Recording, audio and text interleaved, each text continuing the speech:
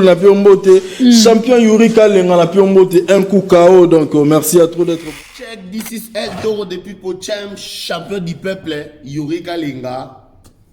Le loto lobela mingi mamwele kana Congo, pour na Congolais, je l'assume. Champion du peuple, attaque moi na Moka, attaque na Libanda, mais na lobela toujours Congo. Pour un vrai patriote, c'est celui qui réveille la population et qui n'endort pas. Là, il s'appelle fléter. Check ça dit. Mais les loming sujet ça que si mettre games na petit dadju, si bango ambassadeur ya rumba congolaise. Nga bena yurika lenga mingi na mingi olobate na benga vena nga bokechwa yambo apesi la nanu masolo ango toye bananu avis na e en tant que Bokechwa Yambo, mon premier. Ouais, l'équipe bango tout. Venanga Bokechwa Yambo, qu'est-ce que tu en penses de ça? Bino pe ba saboter bino bino peut la musique en bolobi beaucoup marabande ba bien rumba ba ke comprendre mona mono game sa kola na France. Aibina abeta ne rumba te. Et bakade pour la français, yena le kine danju, ba pese passeport, a comme ambassadeur qui tirer nabino, représentant nabino ya Kofira, ya Wirira, ya Farira, ya Wazekroa, nabino tout, patron nabino komi, petit mona nabino Gims. Venanga Bokechwa Yambo, awa peut mettre Gims a commis ambassadeur culturel, représentant ya rumba congolaise. Nagata Mikili. Admettons que le losoki Félix Antoine Chilombo a payé Mbongo. Pour ça, en sorte à tous les musiciens congolais, awayo lingara sous musique congolaise, et betana pototé. Admettons en tant que lui, ambassadeur culturel ya Congo, ya rumba congolaise. A bengsi ba misé tout na poto, baya ba beta. Pona yo, au moment na onde yini. Et toujours, ça mettre Games qui ko faire ko mekocha mosapi na mozindo te ke ba pesi lokwana na simana yo o ko zo salle Bercy ou be Stade de France pour na nini ba Félix Inase ba peso mbongo pour obenga ba musicien wana bo beta na kata France mais kopela moto utikali jamais ko dénoncer mboka neza na kata occupation. Est-ce que dans le niveau nayo maître Gimsi okukai kokende et pas ya illettré oyo Félix Ozangelo konini venanga Bokechwa Yambo ngape na moni mabete ndenge maître Gims akenda ko tala to akenda ki bayambi pa Félix Antoine Chilombo po yepe banda kenda poto azonga poto azwaka benda timing ya kokende so na mboka te yozo reprocher nini na nenge Agenda mona Félix Antoine Chilombo. Pour ngana yeba na Yurika Lenga apoto le canon na dossier pour dossier ça penda trop moulayi. Ozi nao na mboka na occupation te. Ozi nao na kata France. Ozi nao na kata France. Les roba biso to se sacrifier 22 ans. Tina 24 ans yango tozo bundela mboka to bande ko na mboka c'est ça facile. Bino lem suba diaspora bo mona ke ngai boketu yambo ona zalaka boketu premier na ya kotika ba musicien bino ba Wilera ba Wazekroa ba Charamana na se bokalisa kubenga na za jaluna na ba jalou ya ba musicien bo mona niveau mboka na bino komi venanga boketu yambo mon premier to revendre de la case sujet à affaire ambassadeur te pour toute façon musique congolaise et aider mboka na bisoté. Mais tous un sujet moko oyo ils ont préoccupé les loba congolais talanan au moni photo oyo qu'est-ce que tu en penses de cette photo et na statut oyo basale liba congolais même si ils ont tondi sanango libumu peuple congolais te pour langai ils ont ka ba mascarade donc voilà avant que ngana loba qu'est-ce que tu en penses de ces statuts venanga Bokechwa Yambo kosalela mpesa oyo ya 10,000 tonnes mutu munene kingo lokola oka bifre botala makambo ezoleka na mboka na bandeko na ngai ezali pasi bolanda moto ya très criminel oyo abenga so Lumumba crapo bolanda après na kotia commentaire après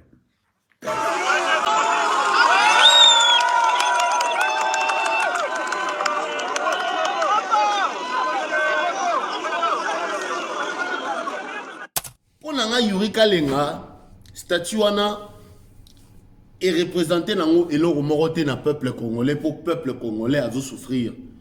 Pour peuple congolais à Zananzala, statut wana est représenté le moroté pour Félix Antoine Tshisekedi. Maramunyo a sali haute trahison na peuple congolais puis na papa na emoko pour tata na emoko ti na dernier souffle de vie na ye jamais tikala kolinga Kabila ni Paul Kagame et le plus haute de trahison de son père Nkola Ebembe ya tata na ye Félix Antoine Tshisekedi abengisa Paul Kagame na Ebembe ya tata na ye. Pour Nangaï, c'est un enfant bâtard, c'est un traître, c'est un enfant qui a trahi l'image de son papa. Donc, tant qu'on sait la biso et Kekoana, ça veut dire que tout ce qui a mascarade, tout ce qui a tromperie, tout ce qui a au peuple congolais, pour le peuple congolais, Aza déjà debout, il est réveillé. Tout endormir peuple congolais, au Koriko Lingate que tu voté au Karaposa, les tata na yo statut. Mais au soubela Ebembe ya tata na yo moko ya kobenisa Paul Kagame na matanga na ye tout le bango ndenge sengeli pour peuple congolais mais plus naïf pour ekeko ya tata na ye ekotondisa nango libumu ya ba peuple congolais te. Maman, qu'est-ce que toi tu en penses na ekeko Tshisekedi Chilombo asaleli tata na ye? Bananga na bota makita seria Mobutu na yebi bien que aéroport ezali international de Njili. Nga na zotanga tala école primaire na tanga yango yo luka. Na yebaki papa Etienne Tshisekedi azali mutu ya ba marche na ba marche be batu bazo kufa. Ngayo kutu ye mama na mbelo mona ngai tembe na kufa na ba marche nani ya papa Etienne Tshisekedi. C'est que je reconnais dans ma tête que non papa Etienne Tshisekedi a contribué ma be na mboka oyo. Kokufa ya Lumumba papa Etienne Tshisekedi fi ministre intérieur. Ceux qui ont ministre intérieur et que basoda bazobima bakene kolana mutu moko boy nete bakene koboma ye nana signaka ministre intérieur azalaki ministre intérieur bato ebele abaso kufa awa papa Etienne Tshisekedi dedans na Zaire wana mutu azako distraire biso po bato babana okufa papa Etienne Tshisekedi lelo yo awa lobi mwana oyo ya biso ya quartier akangama na kati ya boloko okufa ya mwana mobalo babenga Rossi Mukendi c'est papa Etienne Tshisekedi. Mais Félix a eu pouvoir ce qui a sauté à l'Ukuta. Abimisi mwana wana abomisa Rossi Mukendi nini. Mwana wana garçon na komo na ye tokis toza na ye aza mwana kampe maza mongo. Ti lelo azo pene na kati ya boloko po aliwa ya Rossi Mukendi. Mais Félix azo ko abimisa mwana wana te. C'est que aza président te aza nommé. Vena nga boketi wa yambo. Oyo kindenge mama lobi. Ngapena Yuri Kalenga na sa vena minga oloba soute pona yo statut basaleli peuple congolais ya Etienne Tshisekedi wa Mulumba pona yo to sala na statut yango nini to yo okosala nango nini soki lelo gouvernement Chilombo kei ba venturier ba kei yo kosala na ekeko yango nini. Félix Tshilolo tokubuka statut wana tokubuka yango me bango bazo sepelaka basali statut ekeko bozila bokomona ndenge na kubuka statut wana bokomona ndenge kozwa lance roquette na zoyebisa bino tout ba IDPS na bino wana. Allô c'est ana Marie-Laure Mwaka likamnini pona moni yo obengi nga me oza trop énervé trop perturbé likamni ezoleka kuna na ye banane po nazo comprendre te nazali en ligne na ve na nga boketi wa yambo to kata ka sikoyo yo likamni kuna bandeko na ngai butu mobimba azobenga ngai uniquement kaka mpona ti abenga ngai na appel video botala wasenga nga mutakala ya Cédric bomoni appel video yango wana ezokota na numéro na ye privé Sylvie Mutonga mbote na po asenga nga sex tape ya Cédric mobile ya Deborah bandeko bakufi na matadi kibana kuna boketi normalement il faut ça la plus de 20 vidéos pona mboka na biso mais azolekisa temps na ye bandeko na ngai po asenga nga video ya mutakala butu mobimba na lalite yango fe nanga boke tu wa yambo comme collectionneur ya ba sex tap to ba mitakala ya ba vidéo na ba kata téléphone na e to likamuni eza passe ya yango to yeba te na naza sérieux te na mambo Congo yango mboka oyo penza nzambe na ngai yango to linga nani to lobaki o Martin Fayulu akomo sangana na Kabila après Félix azala so azana Kabila mabe mikolo pe toyoki susu yena Paul Kagame rande koti yango na vie conseil ni tozwa to linga nani na peuple congolais to linga nani te après tokai papa sango lobio Martin Fayulu na Tshisekedi bazalaki bato école ba Tshisekediste ata Martin Fayulu azui azaka nemo lokuta nga yuri kalenga na lobi il faut peuple congolais aeba kopona mama pesa biso na conseil na bolingo na politique to na bolingo en général tozwa conseil nini yebisa biso tukolela ba remplacer ka bolingo na bolingo mususu ateza essaye zwana ya sika o remplacer banana no remplacer ozolela et si baboyo zwana o remplacer ye peso ayebi que ozo jouer intérim ou bien ye pas on jouer bo bandana bongo côté me mabino me masuwa côté me nan remplacer bolingo na mususu kolela baboyo ngatozo baboyo tout ça se connaît. Merci maman la conseil donc makamu sango journaliste na biso lobaki eza lokuta ça veut dire que mukolo Tshisekedi ya kolongwa to banana ko tia Martin Fayulu na place ba remplacer kaka bolingo na bolingo o bolingo oyo Félix Tshisekedi Antoine Chilomba memeli biso eza encore bolingo ba promesse bolingo na bolingo ba promesse les kamingité musala et les kamaloba nebele et loba nango Koffi Olomide. Mais en parlant de Koffi Olomide, mon père Mokondi yo lobaka ke yonde vous allez le patron de la musique congolaise. Lelo, tout le monde a le contraire. Ambassadeur Yarumba, congolaise. Félix Antoine Chilombo, appelé Sinae, Dadju, na vie na maître Gims. Mais biso ba congolais to kanza ke yondo a danser.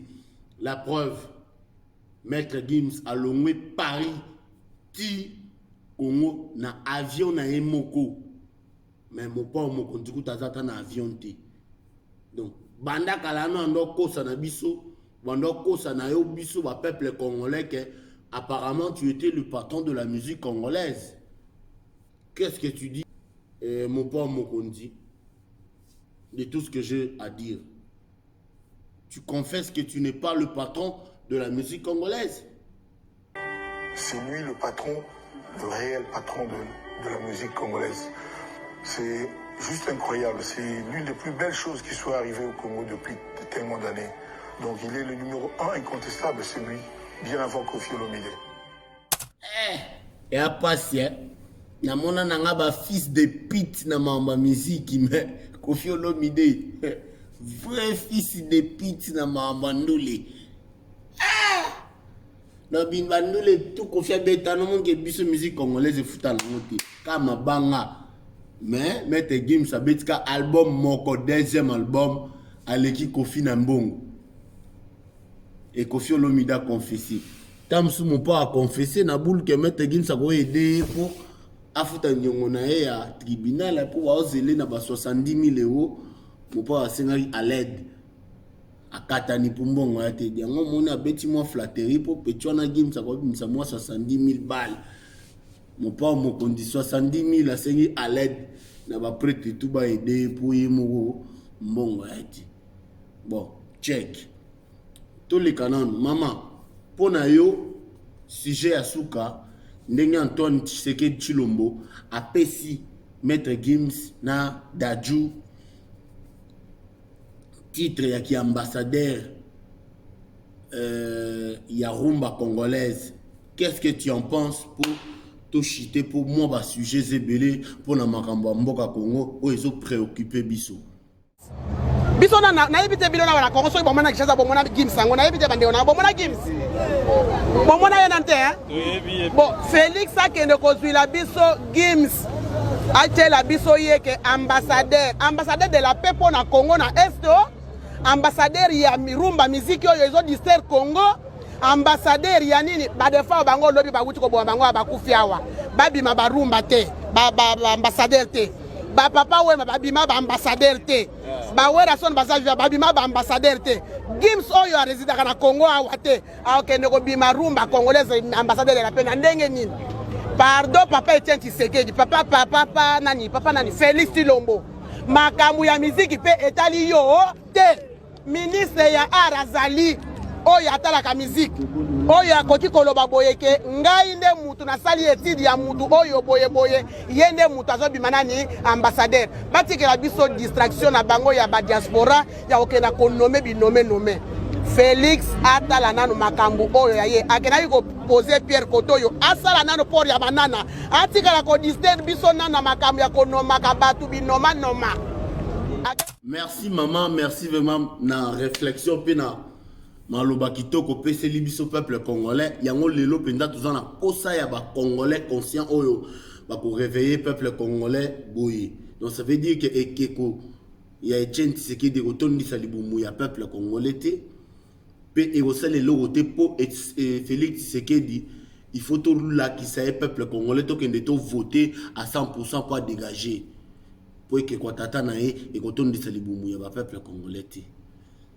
Merci maman Nengo Lobby Félix Tshisekedi azoko nommé binoma noma po yemo pas alaka nommé pour tozana ministre ya culture et art oya ko salango mais yé un président il a joué tous les rôles il y a république et aussi mbati bon nga yuri kalenga minya lo bazo ezate à prochaine émission to rolandela ka makambo Congo o ezala ka yuri kalenga ça veut dire que prochaine élection, un candidat oyo toroy ko voter oyo jamais il a baissé son froc jusqu'à la fin, c'est le seul Martin Fayulu. Nakosi ndebonanga. Ce que j'apprécie chez Martin Fayulu, c'est que c'est un des trop rares Congolais qui est capable de dire non. Et en fait, son côté un peu que certains pourraient qualifier de psychorigide, moi je trouve ça plutôt assez rafraîchissant de voir un Congolais qui est vraiment très déterminé par rapport à ce qu'il fait. Alors, Toye pona ko sale la Congo pe ba Congolais. Toye pona ko yiba mboko te ko boma yango te. D'ailleurs eloko ko bomeza susu te po ese kufa.